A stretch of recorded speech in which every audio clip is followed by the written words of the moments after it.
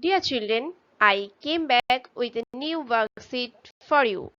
To solve this worksheet, we use the expanded and compact form of numbers with help of HTO chart. I am solving now some example for your better understanding. Let's start. Here expanded form is given. We have to find compact form. At first, I write HTO in rough and put each digit in their proper place, such as 3 under H, 2 under T, and 9 under O. Hence, we get the compact form of number. It is 329. It is also same as above, but here is no tens place.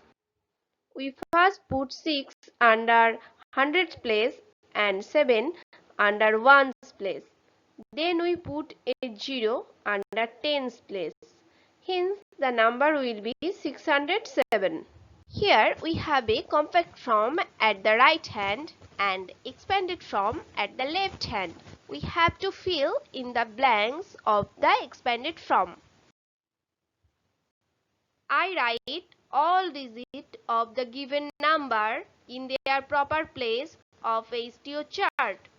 Then I write expanded form of the number.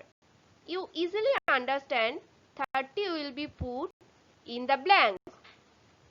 Here expanded form is given. We have to find compact form. At first I write HTO in rough and put each digit in their proper place, such as 5 under H, 7 under T and 5 under O. Hence we get the compact form of number. It is 575. Like previous example, here we have a compact form at the right hand and expanded form at the left hand. We have to fill in the blanks of the expanded form. I write all digits of the given number in their proper place of HTO chart. Then I write expanded form of the number. You easily understand 600 will be put in the blanks.